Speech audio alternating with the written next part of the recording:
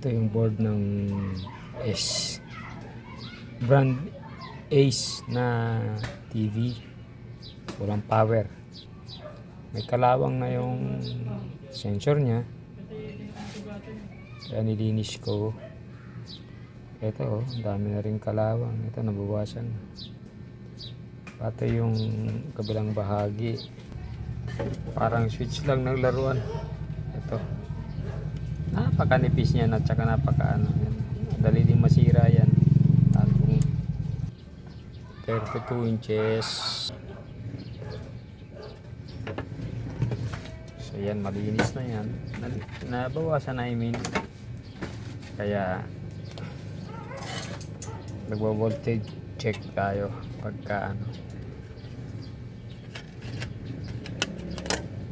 Tanggalin ko muna mga kalawang kasi nga kanina coated yan ng mga anong, hindi alam kung nabasa o kalawang, pero maganda na siya ngayon. Nakikita na yung reference number. So lilinisan ko pa yan.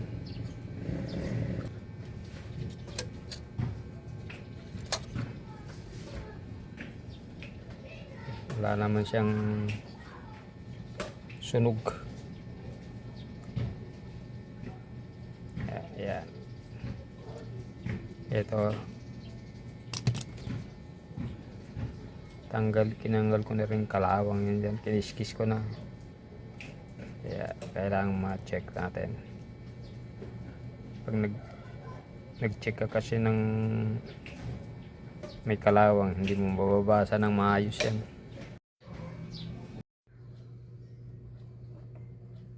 So tuloy tayo guys sa pag-troubleshoot nitong ano Ace 32 inches sa model 808. So yan na yung ating secondary, galing yan dito sa ano trans. Tapos ito naman yung sa backlight, meron tayo, then reduce natin dito sa next 5 volt. Ayan, meron. Galing yun dito sa may regulator IC na maliliit, mahirap magsundot doon, napaka delikado, baka masundot mo yung mag short.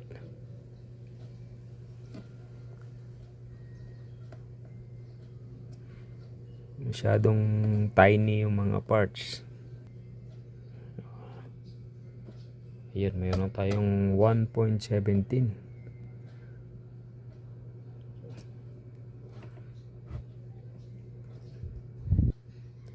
Dito sa transistor, puntang LVDS ay wala pa, pero meron yan dito dapat na 12 sa transistor. Yun, ganun din daw sa kabilang paa. Buo yung transistor natin. So itong 12 volts natin sa LVDS papunta ng panel, wala pa yan kasi magkakaroon lang yan once na mag turn on na yung iyong unit. So next, dito tayo sa 5 volt, itong IC 118.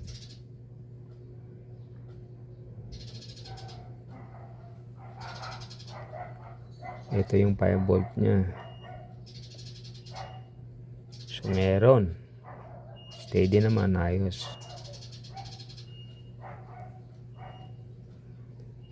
Dito sa kabila namang 3.3, magkapareha siya, magkasunod na pa 3.3 yan. At yung sumunod naman na paa, pangatlo ay 1.8 yun. Pero pag naka-standby, dapat wala pa siya. Yan, nako, yan ang problema. Meron na. Tsaka lang siya magkaroon kapag nag-turn na. Meron na. Ka-standby ka pa. Posibleng sira ito. Papalitan yan.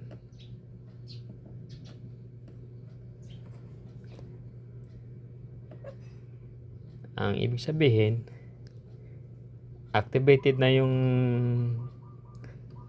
IC na yan kahit na hindi ka pa nag-turn on. So, paano pa nga ba i-activate by means of turning on kung nandyan na yan? So, dapat ay wala muna yan. Palitan natin yan. Nung magpalit tayo ng IC 1118, eh ganun pa rin siya. Meron pa rin 1.8. Ito kasi dapat magkaroon lang yan ng 1.8 kapag turn on mo na. Kung pagka standby mode pa siya, wala pa siya. May 5 volt siya doon, tapos may 3.3 doon. Ang nangyari kasi magkakaroon lang yan ng 1.8 kapag ka nag-turn on ka na. So, ito ang naging sira. Wala naman tayong ganyan, kaya nagpalit tayo ng board. Ito. So, ngayon meron na tayong standby. At itong dito sa 1.8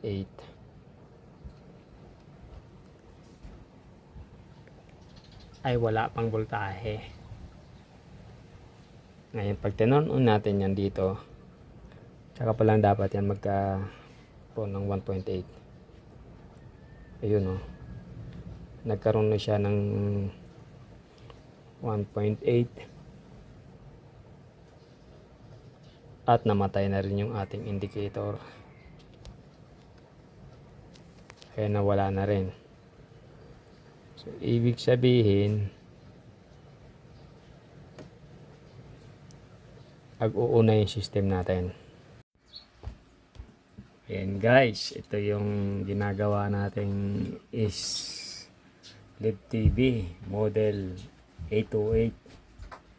Nagpalit tayo ng board kasi kinalawang na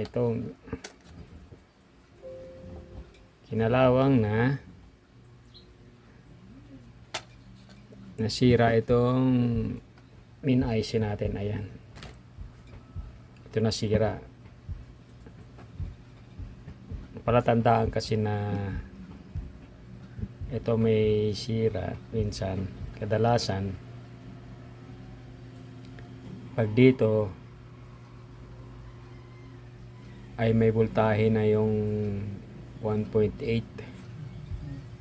na supposedly magkakaboltahe lang pag nag-turn on ka na. So kahit na hindi ka pa nag-turn on, may voltahe na dyan. Ito yung 1118 na IC. Ang input ay 5 volts, may 3.3 at saka 1.8. Ito yung sira. So wala naman tayong ganyan.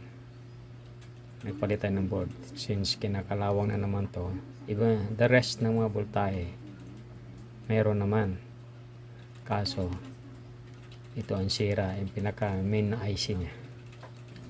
So ayan na, meron na siyang picture. Inanggal ko lang sounds para hindi tayo ma-copyright. Ayan, dismantle pa, dito pa yung, ayan pa yung kanyang remote, infrared remote. Ito naman yung kanyang buttons. So, ayan. So, tingnan natin, patayin natin.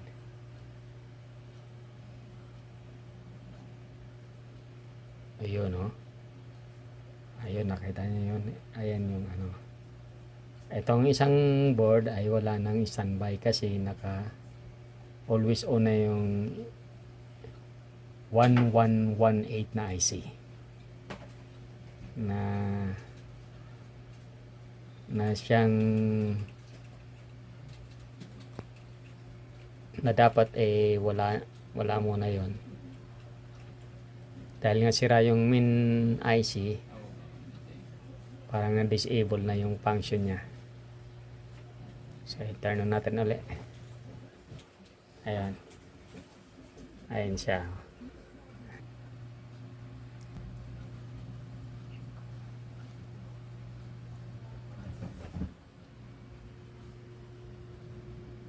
So, salamat sa panonood. Sirap sa muli.